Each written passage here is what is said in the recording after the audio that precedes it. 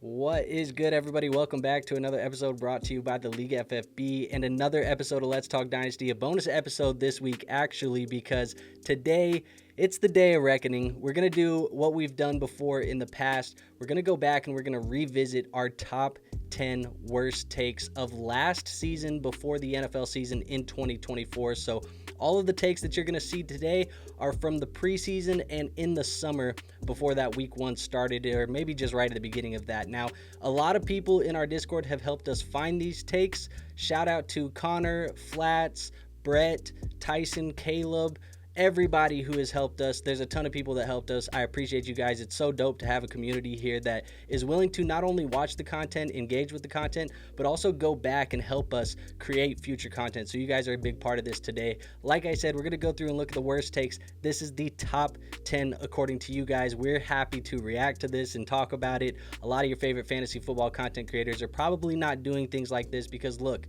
it doesn't benefit us to go show you when we were wrong. It doesn't benefit us to show you the bad stuff. So at the end of the day, look, this is just fun for us. It's a way to be transparent, and yeah, it's a little bit ballsy. So I say let's just hop into it today. Let's get War in here and let's start looking at these bad takes.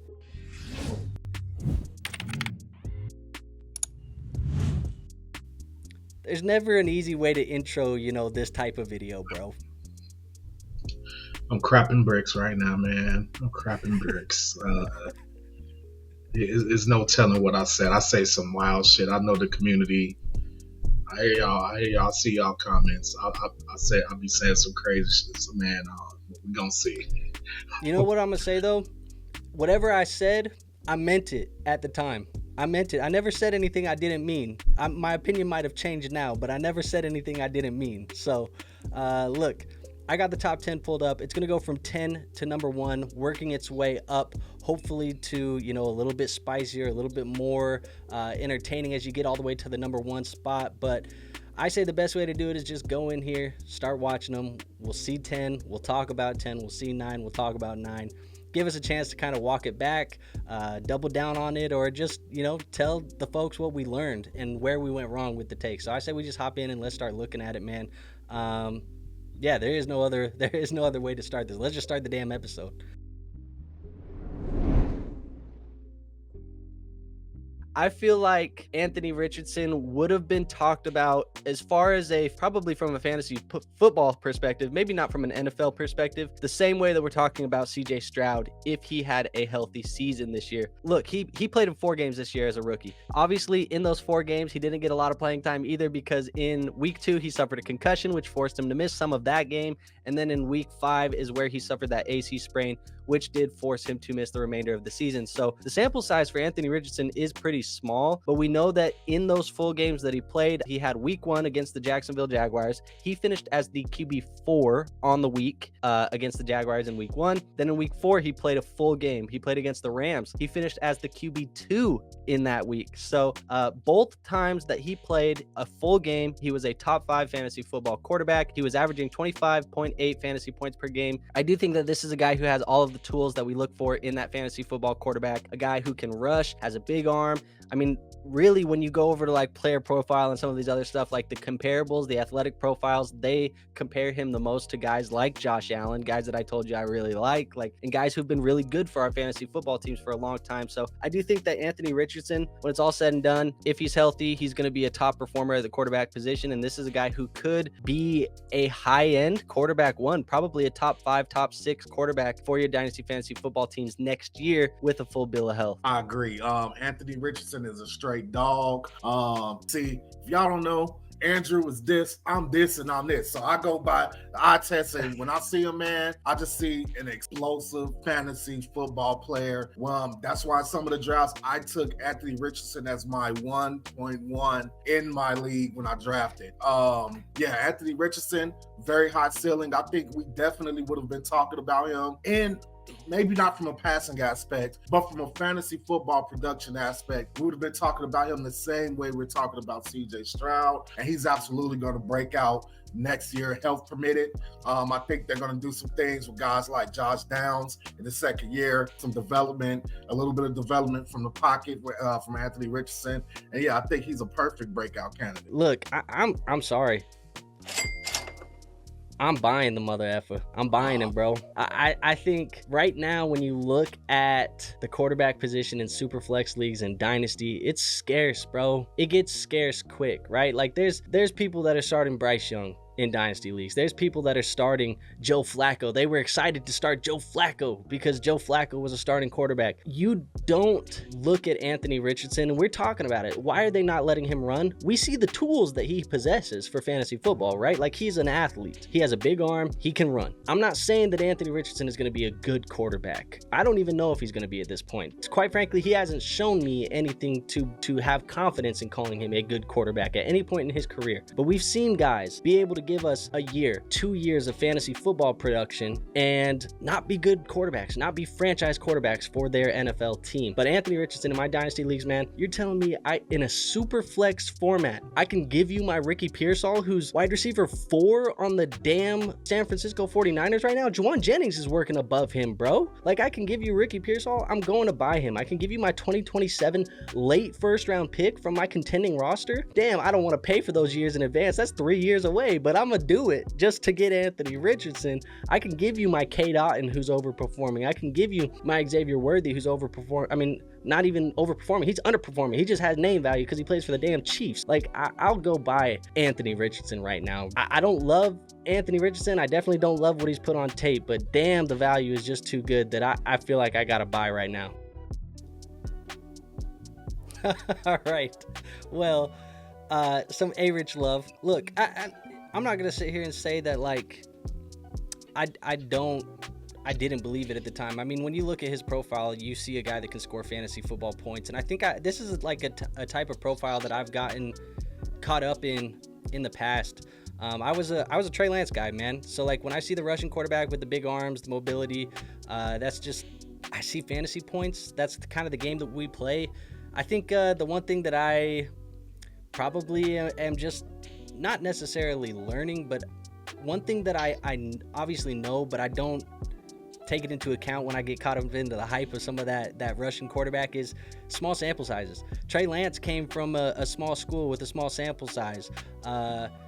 A-Rich, small sample size. I put out stats in there that was like a 2-game sample size. Small sample size, bro. Like, so at the end of the day, look, yeah, no, A-Rich, he's not CJ Stroud. I don't think he's going to be CJ Stroud. And I'm not buying A-Rich at the moment just because I don't necessarily believe that he's going to be the quarterback of the Colts. But I think he's just a guy that I was willing to take a home run swing on, and it didn't pan out. So I can't be too mad at it. But yeah, I mean, I think I got to be a little bit more careful about those small sample sizes. See, Andrew is this, I'm this, and I'm this. Well, if that's the case, you need a lobotomy, I need an eye test, and I need to see a cardiologist because none of that shit was correct. All that shit was wrong. A-Rich is a bum, okay? A-Rich, a poor. Like, I don't know what else to say. Then I go like, oh yeah, CJ Stroud, he's gonna do some great things. And I was wrong about that. So if you could ever say it's a 2-for-1 deal, that was a 2-for-1 deal, double negative. And yeah, man, I ain't doubling down on that. Like, even though I know that was your take, I followed it up. I co-signed it, so shit, I was wrong too. So yeah, I think there's a couple in here where we kind of co-signed the bad take. I know there's definitely some where it's like you went out on a limb by yourself and I went out on a limb by myself. But hey, at number 10, I don't feel like that was like too crazy. I don't feel like that one was too bad. It wasn't horrible, but yeah, it could be worse. Let's see what number. Let's see what number 9's got for us, bro.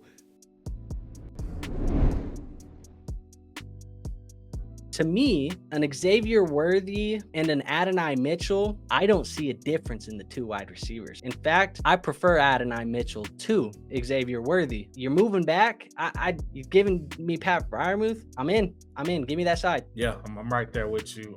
Yeah, you still get the same caliber of player right there. So yeah, I'm with you on that one. I don't want to overrate Adonai Mitchell, man, because I feel like I'm close to doing it. Oh yeah, man, that might take. I do. Up.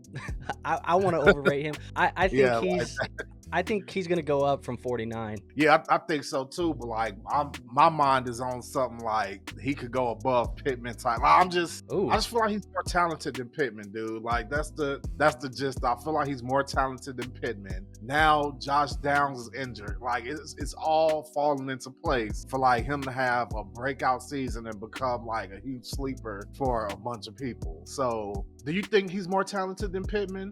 Not if he's better right now. Do you think he's more talented than Pittman? No, I really like Michael Pittman. I think Michael Pittman's really talented. Okay, I look at Michael Pittman, and they're probably completely different receivers. I'm talking about in terms of like where they stand in the offense. Like Michael Pittman is like Amari Cooper to me. Not necessarily the older Amari Cooper, but like he's just like a guy that's solid. Like you solid, dependable, can do little things. I feel like Adonai Mitchell is closer to like a game breaker and a guy that like has that personality to be a star wide receiver, has that arrogance, like that wild side. I'm surprised the Steelers didn't draft him. But hey, he's got the it factor. You see it. Yeah, so I mean, if I'm an owner of Josh Downs or Alec Pierce, I'm real nervous because I don't think they're going to take too big of the share of the receiver reps. I think Downs will probably be ahead of Mitchell at first, but that's not going to last too long. And I like Downs. I just think he got a raw deal when not Mitchell got drafted. All right, we both co-signed that one a little bit. You took a lead, I think, on that one, but we co-signed it. I still feel like that. I ain't changed. Do you? You still feel like Adonai is over Michael Pittman? Hell yeah. Hell yeah. I'm doubling down, damn it. I'm doubling. Look, man. Okay, well, I'm going to let you double down. I'm not doubling down on the Xavier Worthy. I definitely prefer Xavier Worthy. That's the only thing I'm going to address on my side. I do too. But I still got high hopes for Adonai Mitchell. And I was wrong about something in this video. But what I was wrong about was not Adonai Mitchell. I was wrong about Michael Pittman. He's not solid. He's not dependable. He's hot garbage. He's garbage juice. And that's how I feel. I want to apologize right now to Amari Cooper for putting y'all on the same level, man. Michael Pittman is in the pit of despair. That's who he is, man. But I mean, Coop didn't. Maybe he was hurt. Maybe he was hurt. Yeah, he did. He did. So maybe they are alike. Maybe they twin. I don't know. I definitely, I started it off with the Adonai versus Worthy. Now, in all fairness, it did seem like that was like a trade show before the NFL draft, before we saw that Adonai was a Colt. So I did prefer Adonai as a prospect over Xavier Worthy, but I was not drafting Adonai Mitchell over Xavier Worthy after the NFL draft. When we saw Worthy go in the first round and Adonai go where he went, I was not doing that. So I think that clip was from an earlier trade show in the summer, probably not not post-draft, because I know I wouldn't have said that after the draft, because if you want to go look at my draft rankings, you can go back and look at them. I did not have Adonai above Worthy after the NFL draft. Yeah, especially when you see the landing spot too. Like that was, I mean, Worthy and KC was going to go in the back of the first round no matter what. Yeah, 100%. All right. Well, again, I don't feel like that one was too bad. You doubled down on it. I think we still both like Adonai Mitchell. Obviously, he's not in a great situation. It ties back to the A Rich take that we had just a second ago. But hey, we'll see what happens. Number 8. Let's see what. You're giving up Kenneth Walker, the younger running back asset, and a 26 first for an upgrade in points per game, most likely, to an older running back. How do we feel about this? I mean, even the way you broke down, we should know how I'm feeling about it. I'm definitely leading the Kenneth Walker side. That first is absolutely like the be-all, end-all deal breaker in this thing. And it's not that I don't believe in Saquon Barkley. It's just that younger running back asset, age, when it comes to running back, is like key. It's like key. Even though we know that Kenneth Walker has had some injuries here, but I mean, Saquon's not necessarily injury-free over the course of his career either. And then he's going to an Eagles offense where, quite frankly, there's more opportunities for other people to cut into his workload. It's not like the Giants where he was like the key focal point of the offense. Now we're talking about Jalen Hurts vulturing touchdowns at the goal line. We're talking about, the Eagles always have been a team that like to use multiple running backs, and you're acquiring him, but you're giving up the younger running back asset and the first. I don't care about the third. So yeah, I'm leaning the Kenneth Walker side for sure. That's pretty much what we're looking at here. It's hard. I kind of look at Jalen Hurts as a depreciating asset, man. We kind of got a double there. We got the Jalen Hurts as a depreciating asset, and then he went on to go win the Super Bowl. And then the Saquon Barkley injury concern narrative plus Jalen Hurts narrative plus the other stuff. What you got to say, bro? I shouldn't have said that. That was wrong. That was wrong with me. I should have known better. Kenneth Walker. He barely walks. Kenneth doesn't walk. Like, oh man, that was a bad take, man. Saquon had a legendary fantasy season, and the Eagles, they're going to use multiple running backs. Who's the other running back they're using? They ain't use nobody. Oh, Saquon, he was the focal point of the Giants. He's not going to be the focal point of the Eagles. Well, guess what? He was the focal point on the Eagles. Like, yeah, man, that was a bad take. I shouldn't have said that. You know what, though? In all fairness, you said Jalen Hurts is going to steal some of the goal line touchdowns. He stole a ton of them. But Saquon just had a ton of touchdowns on top of that. Like, that part I don't have anything to go with. And I understand, maybe the injury concerns, coming into the year. But, yeah, I mean, hindsight 2020, looking at it, like, this was a smash landing spot for Saquon, and Saquon absolutely killed it this year. He did, man. Like, I can't even double down. Yeah, man, that was a bad take. That was a bad take, man. Well, we're only 3, and we got number 7 on tap right now. Looking at this 8.5 projected win total and all of the new additions, War, this is your time to shine. Well, we're talking about the Bears, huh? The Bears. 8.5. It's a pretty low projection for a possible Super Bowl team. Holy 8.5. 8.5, huh? Needless to say, I'm going the over. 8.5. That's entirely too low. This is a 10-win team at the minimum. Probably won't go to the Super Bowl. Maybe not even make the playoffs. 10 wins doesn't guarantee you a spot in the playoffs, but this team will win double-digit games. I'm certain of that. I am so glad you just cut that promo, because our fantasy receipts episode that we do this time next year is going to be great when we see that Super Bowl Bears take coming out of War's mouth. Oh my God. Rome Odunze will eventually be the number one receiver for this team, even with DJ Moore there. I think it's just a matter of Rome's going to be Caleb's guy. It's going to be his guy. Their connection has been great throughout camp. Keenan Allen will still be a stud. DJ Moore will still be a stud. DeAndre Swift is going to have the best season of his career this season. The best season of his career. Absolutely 100%. And people going to find out. Oh, man. Andrew, you want me to tell you what the funniest thing is? What? I'm going to say the same thing. I'm going to say the same thing going into that. I'm going to say the same exact thing. I'm going to say, you know what, man? I was right in that take. I was right. They didn't make the playoffs. I was right. They did not make the playoffs, okay? Oh, my God. As soon as I seen Chicago Bears pop, I said, oh, my God. What did I say? Oh, man, the possible Super Bowl contender. Like, well, I think it's I don't funny even that think stand for a bowl of soup. Like, oh man, dude, I think it's funny that even then. True. I thought it was funny that I'm even like, bro, once they pull this on receipts, like, it's about to be wrapped.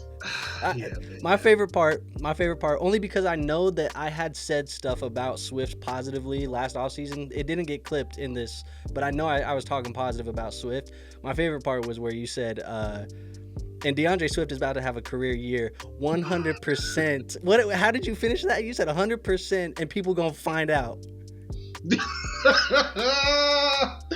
Oh yeah, they found out. They found out that he was not.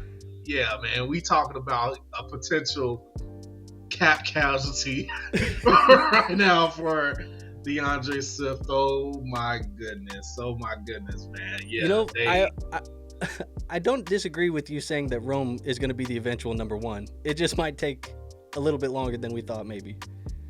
You know what? This take was a year late. I mean, a year early. That's all. Yeah. That's all. Fair enough. And I think they win-loss total projection is 8.5 again right now. So I just get to say the same thing over again to start this season. But you know what? Well, can y'all really blame me? The Bears are the 3-time off-season champions. So of course, I'm going to say that, and I'm probably going to say it this year because they won off-season again. So I was going to say, look, if you know, you were over on the 8.5 last year, and you said they're 8.5 now, you're damn sure on the over this offseason for sure. And you know what? I don't think I'm gonna say they're a Super Bowl. I'm not gonna call them a Super Bowl contender this time, though. We could start with playoffs. We could start with playoffs. Stay tuned. All right, let's go to the next take. Take number 6.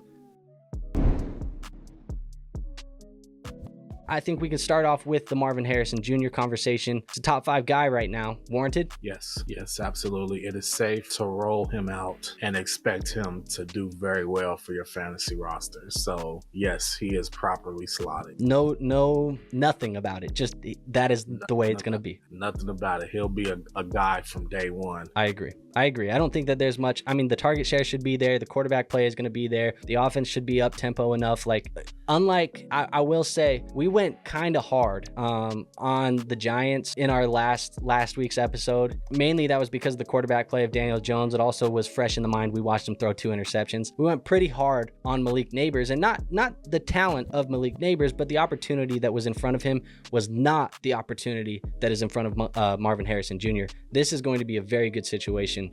Unlike that Giant situation, I really do believe that we are looking at a wide receiver in Marvin Harrison Jr. that, yes, he is being valued as a top 5 guy right now. We've talked about, you know, the Amon-Ra St. Brown tier, the AJ Brown tier of player that this guy is. I think this is exactly where Marvin's going to be, man. And I would not be shocked. It's very lofty expectations. I understand that. I would not be shocked if this time next year, we're talking about Marvin Harrison Jr. as a Justin Jefferson, Jamar Chase, CeeDee Lamb type of talent, a top 3 guy, top 4 guy in Dynasty. I wouldn't be the slightest bit surprised if that was the case. I'm already looking at him. I think we should look at Marvin Harrison the same way we looked at Jamar Chase from day one. And last, I guess, 2 smaller conversations. Trey McBride, we're viewing him as a top 3 tight end right now. McBride again. You are not a Trey McBride guy. I think Trey McBride, I mean, look at what he did down the stretch last year. He was pretty damn good. I'm confidently drafting him as a top 5 tight end. Are you confidently doing that, or are you not confidently drafting him as a top 5 guy? I mean, it's not that I think he sucks or anything like that. I just feel like he's rated too high. Like it's like more of a pump the brakes situation. Especially with Marv on the team. Now it's like, okay, yeah, Trey McBride, you were getting all these targets and doing all these things when, you know, you were the guy as far as the receiver position. But now Marv is there, and Kyler Murray does force feed his top guy. That will be Marvin, not Trey McBride. Okay, so I think it was a 2-for-1, bro. It was kind of a 2-for-1. We had the Marvin Harrison Jr. take, which obviously I was co-signing the hell out of that one with you, because I said he's going to be, or I said I wouldn't be shocked if this time next year, which would have been right now, he's being valued the same as Jamar Chase and Justin Jefferson, which is damn sure not the way that he's being valued right now. Also, Jamar Chase went on to go give us that Triple Crown season, so just icing on the cake. But the other part of it felt like the Trey McBride. You said pump the brakes on Trey McBride. I think we should have been pumping the brakes on Marvin, bro. Yeah, bro. Like, of course, we still hire on Marvin, but the Trey McBride thing, man. You know what's crazy about that is after all those things I said, all I did was draft Trey McBride in a redraft league, and he like basically took me to the championship. That's all. That's all that happened. Like, after all the slander, now I mean he's no Brock Bowers, but you know Trey McBride is still. I mean he's the second best tight end in the NFL. Yeah, really I mean, he just got paid. He just got paid handsomely. So I think when you're talking about like fantasy wise, yeah, I mean it's Brock and Trey to me. But yeah, I mean I'm with you, dude. I feel like this one I'm not, obviously, you know, I think when you throw Marvin as a rookie before he's played games of football and you put him in the Jefferson and Chase category, we're obviously playing with fire, and that obviously showed there. And I think a lot of people, I mean, look, we're not the only people that were wrong about Marvin Harrison Jr. The whole damn community loved Marvin Harrison Jr. and was calling him a generational prospect. So I still feel the same way. I think he's going to be a stud. I'm not really low on Marvin Harrison Jr. Are we talking about him the same way about Jefferson and Chase? Hell no.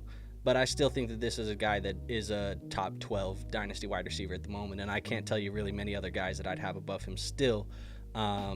Outside of like that top elite tier, and then guys in the rookie class like Nabers and bdge who definitely outperformed him right now. Yes, 100%. Marvin, I still feel like we think he's gonna be up there, man. Like I don't know about Jamar Chase, but he's gonna be up there, man. I still feel really, really, really great about Marv, but I think once again, probably a season too early on that. For sure. Yeah, I mean, look, it's we got caught up in the hype of Marvin Harrison, and we still love the prospect. So I don't think there's too much wrong. Maybe just be careful about calling everybody the next JJ and Chase. But let's go on to number 5. You said you think one of these wide receivers is going to slightly regress and one will majorly regress. Do you want to expand on that? Yeah, I think it's no secret. I don't think very highly of Chris Godwin anymore. And I think he's going to be my major step back. I think Mike Evans is the type of player that will slowly, gracefully go into decline. Chris Godwin, I could see any scenario from where he just becomes just another guy, which he's real. I think we said in previous videos, he's real close to just another guy. He's sitting there next to Terry McLaurin, like they're sitting next to each other, like, hey, we're just guys. Like they're sitting right there next to each other, in the waiting room, getting ready to get called into the office of irrelevancy. I think that Chris Godwin's going to take a step back and he potentially lose his position on the team to Jalen McMillan. Yeah, I'm not a Godwin guy, and in fact, I made a video on the channel last week about busts for 2024 players that I think will just not perform based on their ADP, and I put Chris Godwin. Now there was some haters in the comments that still believed in Chris Godwin, and whatever. They said they wish they played in leagues that I played in so they could get Chris Godwin. And I said, you can happily draft Chris Godwin in the leagues that I'm in. That's fine with me. I don't care. Now that being said, I agree. I think McMillan is the long-term replacement here for Godwin. Godwin doesn't seem like he's going to be a Buccaneer for much longer. I can't imagine he gets the extension. I think McMillan comes in and takes his lunch money. That one was up and down. Like we had some stuff in it I was right, some stuff in it I was wrong. I mean, I felt like everything that I said was wrong. I said he was going to be a bust last year, and outside of the injury, he was balling out. I mean, he was balling out before the injury. So that was not correct. I said that I could not see him getting the extension in Tampa Bay. Well, hello, they gave him money.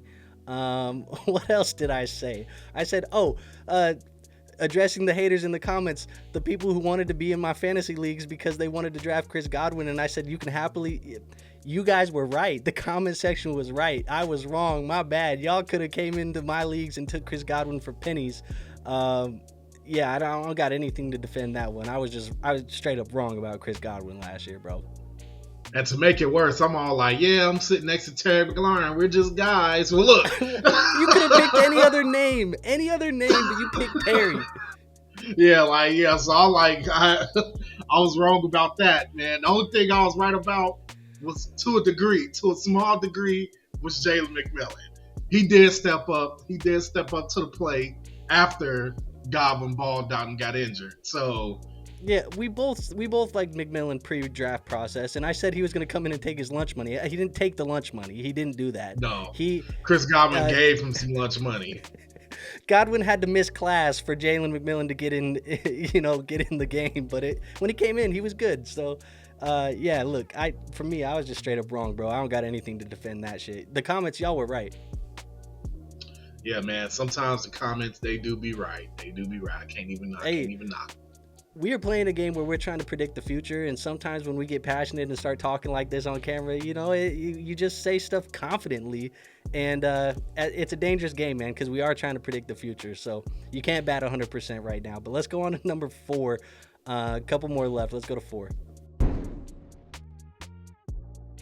Andrews, he can go in this year and be the number 1 receiving option for Baltimore, like usual, with Lamar Jackson, and that gives me a ton of hope for him. He is still, just looking at the age right now, 28 years old. I mean, we're talking about Kelsey still giving you tight end 1 numbers, and Kelsey is 34, going on to 35. Andrews could have 2, 3, 4, 5 more years of elite tight end 1 production. You're giving up Brock Bowers, and then next year you get to take a first-round type of talent to continue rejuvenating that roster. I love this move because I think there's a very good chance, and I'd go on record saying that this year Mark Andrews will outscore Brock Bowers, most likely. Like it's probably a very good chance. So if you're going for that championship, Mark Andrews is the piece you want, and then you get the extra first round talent next year to throw onto this roster. I love this type of move. I think it makes a lot of sense, and you are selling high on Brock Bowers, and I know we just talked about not selling the rookies unless you are getting or until we see them play, but this is one of those deals where it's such good value that I think you can make the exception. Listen to your own damn advice, dude, because I just said at the back end of that, don't sell the rookies until you see them play. And I'm sitting here talking about Mark Andrews is going to outscore Brock Bowers. Boy, no. To be fair, nobody seen the decline of Mark Andrews coming. We didn't see it coming. I kind of seen Brock Bowers balling out, kind of, sort of, not really, but Mark Andrews sliding, we ain't see that, man. That's such a bad trade. Oh, dude, it's awful. And I'm on the side sitting there talking about I want Andrews in the first. That first you might have traded Brock Bowers to them, making their team better, making that first round pick later. Like it could double bite you in that one. But again, bro, bad take. I mean, I don't obviously I don't agree with that these days. Like I'm not taking Brock Bowers below Mark Andrews, and I don't, even in that take, I didn't say that I would take Mark Andrews over Bowers. I just said that I felt like the first was enough to push it over the edge. But these days, yeah, I mean, look, hindsight, you probably got to look at it, Andrew, and say, Mark Andrews, I said he's 28, he still has a couple more years of production. That's probably still true, but Brock Bowers is a fucking generational prospect, and we knew he was a generational prospect. Why the hell did we not just let that be sitting on the damn roster? Sometimes you don't got to trade, bro. Listen to your take. See, but we can't say that because we said Caleb and Marv was generational too. So sometimes generational works to your favor, sometimes it don't. Damn straight. Obviously, I don't agree. So, yeah, I mean, horrible take. But let's just go on to 3, man. Fair enough. And then you take Bucky Irving. He's being drafted. What was the draft capital for Irving? He was a 4th round pick at the back end of the 4th round. He goes to the Buccaneers. Yeah. How do you feel like he's going to slot in there with Rachaad White? I feel like he's going to, okay, so something that has to be admitted here is that it's probably over for Sean Tucker, because last year he was a sleeper. He was like, he had a chance, and I feel like now we get to get Bucky Irving in here to come be the legitimate backup to Rachaad White. Rachaad White was awesome last year, but now we're going to get to see if Bucky Irving can go in and make some noise. Yeah, I agree. I think he's going to complement White pretty well. To be honest, I've seen some people that are using this Bucky Irving pick as a reason to fade Rachaad White. That is not something that I would be doing. I don't necessarily feel like Bucky Irving is that big of a threat to Rachaad White's workload here in Tampa Bay. I think you hit the nail on the head there. They have not had a backup running back worth a damn for like 2 years. That being said, too, I still believe the best bet for this offense is to run through Rachaad White. Rachaad White looked really good last year. People are going to talk about the efficiencies, the yards per carry and yada, yada, yada. He was used as a bell cow for fantasy football. I mean, we're talking about a guy who is an elite running back 1 for our rosters in the receiving game, in the running game, on the goal line. everything you want. Like, I think he's going to be used the same way. People are going to have a polarizing prospect in Bucky Irving. Some people are going to say they like Bucky. Some people are going to say they dislike Bucky. I'm not worried about Bucky. Bucky doesn't worry me for Rachaad White right now. Oh, man. Hey, Bucky Irving, much better running back right now than Rachaad White, by the way, just in case you didn't know. But we knew there was going to be a backup, but we didn't know that the backup was going to be Rachaad White. Oh, yeah. I mean, for sure. I think, look, dude, I don't feel too bad about that take, actually, to be honest with you, because when you look at process, like betting on those day 3 running backs, it is a needle in a haystack type of situation. I think, we obviously were speaking about Bucky Irving and he did hit, so, the take feels crazy, but look back at all the other day 3 running backs and you're really not happy with any of them. The only other one that you probably were happy with is Tyrone Tracy, and he's a player that we were pumping up on the channel. I was pumping him up on the channel. So, yeah, I mean, I don't feel totally bad about missing on the day 3 running back that was in a backup role and then excelled and beat the guy. I think hindsight for me, like, obviously looking at the efficiencies, I said people are going to talk about the efficiencies of Rachaad White. He wasn't good. He was just a massive volume running back. And I think now that you think about it a little bit deeper in hindsight, like I said, looking at those running backs that are not super efficient and get competition, and maybe they get a guy who has a little bit more juice, that's probably something to be a tiny bit worried about. Maybe not say Bucky Irving doesn't worry me at all. Yeah, maybe I should have been a tiny bit worried. But also another thing that I think during that time maybe I overlooked for some reason, not that I wasn't aware that it happened, but something that I overlooked is the running back that or the coach that Rachaad White did that under was Dave Canales. It wasn't Liam Cohen. And Liam Cohen was the OC going into that year. So the coach that he did it under wasn't in the building. So we can't really look at last year's usage and think that it should be the same thing because that guy wasn't there. And maybe that's just something I was overlooking at that point right after the rookie draft, because all of that new information, you just kind of sometimes you just space it. Maybe that's just I don't know. I'm not trying to make an excuse, but at the end of the day, obviously Bucky Irving, he's a dog. That's going to be the RB1 in this backfield probably next year and the year after that as well, probably. Yeah, that is something to pay attention to going forward, is whether or not the offensive coordinator or head coach that was in charge is still there, how it could play a role. You never really think about that when it comes to the running back position. You usually think, hey, this guy's good, so this is who they're going to roll with. But Bucky Irving is proof that that's not always the case. I mean, you kind of seen, I was going to say, you kind of seen some of that with Travis Etienne and Tank Bigsby, but they kind of both was buns. So, but yeah, man, I mean, Bucky Irving is definitely a dude. Yeah, I mean, Bigsby looked okay, but again, like you said, new offensive coordinator comes in the building, change the play calling, all that stuff. Then it's a new look offense. So, yeah, I mean, again, I'm not super mad that I missed out or I was wrong or got receded on Bucky Irving. But at the end of the day, like, obviously that is dead wrong. If you had Rachaad White, you should have been worried. But let's go on to number 2, man. You're going to kick it off here with the Washington Commanders. So what are you watching in Washington? What am I watching in Washington? I'm watching delusions of grandeur. I'm watching people just being out of their mind. I think I'm watching people being bored with the off season. So they're coming up with silly narratives about what they think certain guys are going to and aren't going to do. I'm watching Jayden Daniels. All right, look, I've seen both sides of the spectrum with the opinion on Jayden Daniels this offseason. I've read an article that broke down into the tiniest detail why Jayden Daniels is going to be a bust. Holds on to the ball too long, tucks the ball, runs. The data, if you look deep enough into the data, it doesn't support Jayden Daniels being a good quarterback in the NFL. And I know this is about training camp, so I'm not going to go too hard on, but this is more so for the off-season chatter. But then I seen on ESPN this past week, there's guys out there asking if Jayden Daniels is going to be better than Caleb Caleb Williams, and they're saying Jayden Daniels has a better staff than Caleb Williams, and that he's just more prepared, and I think not. So I'm going to see in training camp if we're going to get a guy who's connecting, throwing darts to all his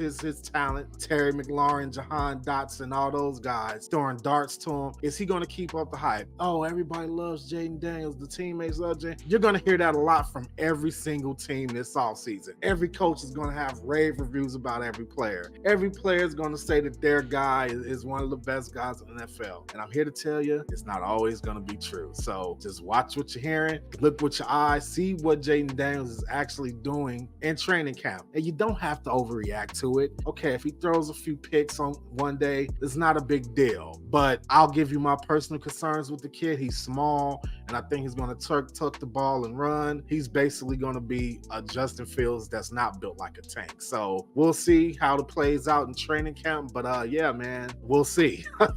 Yeah, I mean, there's a lot to unwrap there. Looking at the ADP, big thing that sticks out, we're viewing Jayden Daniels as a top 12 guy out the rip. Is this something that you support, or how do you feel about Jayden Daniels being a top 12 quarterback day one? Nah, dog. No, that's it. Yeah, man. And I'm not going to sit here and just poo-poo on me. I understand why he is where he is because of the upside and all that, but I just have a gut feeling that he shouldn't be there at this point in time. Top 12 quarterback? No. I have to see the guys who he's ahead of, but I just can't see it. I think there's more than 12 guys that I probably would rather have in Dynasty than Jayden Daniels.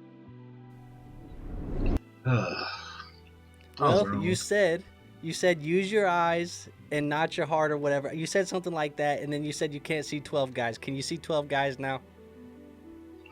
Ahead of him? I mean, I can see 12 guys. I could go out in the street right now and look and see 12 guys just walking around. we talk about quarterbacks in NFL, yeah, man. I can't see 12 guys ahead of him, man. I can't see 12 guys ahead of him. God damn it. And you know what, man? I hated on Jayden Daniels. I'm going to be honest with y'all. I'm going to be honest. I was getting sick. Look, Caleb. I knew it was going to go here. Here. Look, I just could not fathom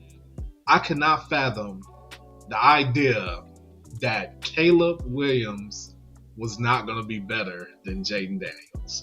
I couldn't fathom it. And I was hearing all the chatter, hearing all the people yapping. And it turned out that the yapping was right. The yapping was right. And that's not to say Caleb Williams didn't have a good, because I will still stand on this. Caleb Williams did not have a bad season. But Jayden Daniels had a legendary rookie season. I can't even sit here and cap. Jayden had an awesome season. I nowhere in my mind. And if you sat here and you said that you thought Jayden Daniels was going to have a better rookie season than CJ Stroud, there's no way you thought that. I don't care who you are, even the most staunch Washington Commanders fan could not sit there and tell you, oh yeah, Jayden Daniels is going to have a better rookie season than CJ Stroud. And he went out there and did that damn thing, man. So I can't even. I traded Jayden Daniels in the Dynasty League, so I'm glad I kept a share of him too. But yeah, man, I was wrong on that one, man. Like, I feel like my concerns at the time were warranted. I did feel like he was too small. I still feel like he's too small. I need to gain some weight. I still feel like he was too small. I thought he was going to tuck and run. I didn't think he was going to sit there and be a fucking technician in the pocket like he was. And I think if we kept pulling videos, you would see that, like, over time, I struggled to just rationalize what I was seeing with Jayden Daniels. Because it went from me worried about him tucking the ball and being too small, then I was like, well, yeah, he's a one-read quarterback. I started saying he was a one-read quarterback. And I think I said this too, and I still think this. If he's a one-read quarterback, he's the best one-read quarterback in the history of the NFL. So, I mean, yeah, man, I was wrong on that one, man. I still think Caleb's going to be better than him. But I was wrong on that one for the most part, yeah. Yeah, I mean, look, that was yours to own, and I'm glad you owned it. I'm pretty sure this last one is mine, though, so I might have to own this one. Let's go to number one. let me introduce you, Malik Nabers, to the Drake London career path that we've had the last couple of years. Desmond Ridder, all of these bums. And now, year 2, 3 down the road, you get a competent quarterback. That is the path for Malik Nabers, whether people want to believe it or not. And I made a video for bdge this offseason, and it got a ton of heat. I mean, the comments on that video were, I'm an idiot. That is the worst advice I've ever got. And you know what? When you go against the grain, you trigger a lot of people. And I told people that at the time, Malik Nabers' value is probably the highest that it will be for the next 2 seasons. I mean, we just saw the ADP right now. He's the wide receiver. He's the wide receiver 8. People are talking about him the way that we're talking about Nakua, Garrett Wilson, all these other guys who do have quarterback play. Do not hear what I am not saying. Malik Nabers is as talented as they come. One of the most talented wide receivers as a rookie in the NFL, probably today. But the quarterback play is going to be abysmal. It is going to be a bad year for them to pick a rookie quarterback, kind of like the Desmond Ridder years when Atlanta picked Desmond Ridder as their quarterback. It is going to be a while before Malik Nabers gets some consistent, competent quarterback play, and we've seen it with guys like Garrett Wilson who are super talented that can't get into that top 12, can't get into that top 15 because the quarterback play is so bad. There's not enough touchdown opportunity. There's not enough, efficiency in the offense. We've seen it with Drake London, very talented player. Yeah. I'm sorry if this is not going to hit your earlobes well, and it's not going to sound good for you. Malik Nabers is not going to meet the ADP of wide receiver 8 for the next couple of seasons. His value is so high right now, and I know the potential. We love Malik Nabers. The situation is abysmal. That take might have been abysmal, man. That take might have been abysmal. It was. Now, you know what, though? There's truth still, I think, to a lot of what I was preaching. Yeah. I think when you look at it, man, like I wasn't down on the player of Malik Nabers. I kept talking about how good Malik Nabers is. I didn't think that he was that damn good that he could overcome the abysmal play and be an elite guy right away. Quarterback. That's just what it was. I think the most of that is still the same for the most part. Obviously the quarterback play was abysmal. They moved on from their guy, and I said that this was not going to be the best class for them to go find their replacement. It's not. It's still not the best class for them to find it. That's why you see them getting guys like Russell Wilson and Jameis Winston. I think I said in there that the quarterback play was going to be inconsistent for the next couple of years. It looks to be that way. It just is plain and simple. Best way put, Malik Nabers is him, and it didn't matter anyways because wide receiver 8, me saying that was the highest that his value was going to get for the next couple of years, I don't think that's true, because I think if we pull up KTC right now, he's probably top 4, maybe top 5. It's probably Chase, Jefferson, and then you got to start having a conversation about Malik, probably. Yeah, man, I ain't gonna lie, man. After some of the takes on this episode I had, especially the last one about Jayden Daniels, I'm glad for this take. I sat there and didn't say shit. I'm gonna be honest. I'm glad that I agree. You did say I agree in there. I heard you say it. That probably was the quarterback being abysmal. That probably was. Yeah, man. Like, I was like, I'm so glad I didn't jump in. Like, yeah, man, he's right, man. Malik Nabers, he gonna struggle. I'm glad that I didn't say any of that, because I'm still reeling from some of my takes on this episode. Malik Nabers is awesome, man. I wish I had to share Malik Nabers, and I don't. I can't even trade Marvin for Malik Nabers. Like, that's how dope Malik Nabers is, man. Like, yeah. Man. I mean, I agree, dude. I think I said in a video, a live stream in season, I think I said there was a live stream and somebody asked me, they said, like, what is your biggest regret from the off season? And I think my regret that I told them was, I regret not going hard enough trying to trade up for Malik Nabers in rookie drafts. Like, I wish I was just more in on Malik Nabers despite the landing spot. So, yeah, man. I mean, that was it. So I'm gonna ask you the overall question here. Obviously, like I said, we're playing a game where our job here is to try and predict the future and give people advice and make decisions on what we think is going to happen long term. Obviously, you're never gonna bat 100%. If anybody thinks that we're gonna bat 100%, I'm sorry, we're not going to. That's just the way that it's going to be. When we're playing this game, you're just not going to. We hope that we're right more than we're wrong.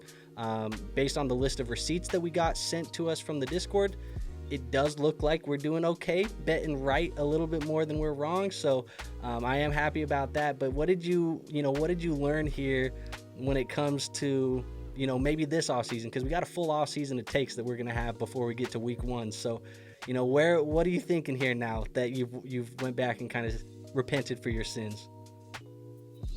I think you mean like, what do I think like going forward? Yeah, did any of those takes make you want to change the way that your process is moving forward? Like the way that you're going to be evaluating some of these rookies coming in? Like, did it make you change anything? Do you feel different now? Or do you think you were just wrong because you just missed on the player? Or do you think there was process involved? So what I need to stop. Okay, here's what I need to stop doing, and I'll be honest with you guys. Dude, this is a safe place. We can sit here and talk. It's a safe place. What I think I need to stop doing is I need to stop like forcing contrarianism into my takes, because I'm very bad at that. Like, if I see a bunch of talking heads talking about Malik, and I need to also stop being defensive about Bears players, like, because that thing Daniel's take, that had a lot to do with me being a contrarian and me being like, how dare they think that this guy's gonna be better than freaking Caleb Williams. Like, for example, if somehow this offseason the Bears manage to draft Ashton Jeanty, which I don't think is gonna, I think it's gonna be gone by the time the Bears pick.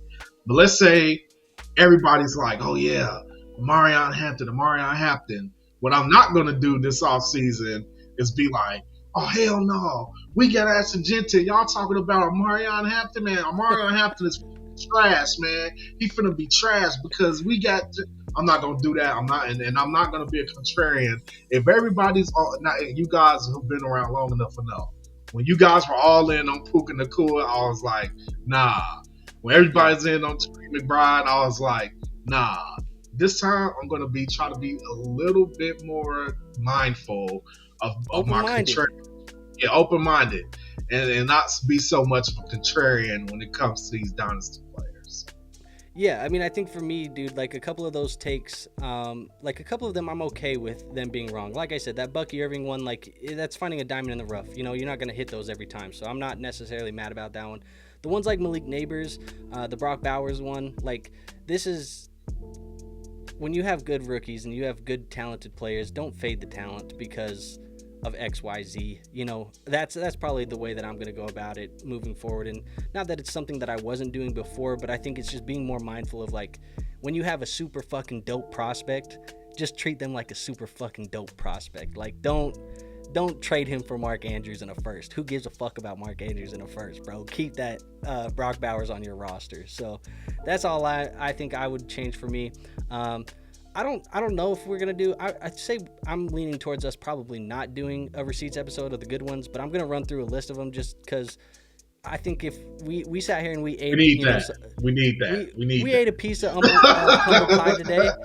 So, for your sake and for my sake, I don't want us to leave out here with sour taste in our mouth. So I'm going to run through some of the good ones. Lots and lots of clips here where people were talking about how accurate we were about JSN. People loved our JSN career projection. We kept talking about it. He was a year 2 play. We felt like he was going to do XYZ. You talked about a divorce being something in the future for Tyler Lockett and the Seahawks. We talked about just all the breakouts. Everybody loved the JSN stuff that we talked about. You said Brock Bowers is going to hit the ground running, and you said you think he can be one of the best tight ends in the NFL as a rookie, and you were damn right about that one. Bo Nix was something that got tied to your name a lot. You were very pro Bo, and Bo Nix ended up doing that thing as a rookie, so you got tied to Bo Nix there.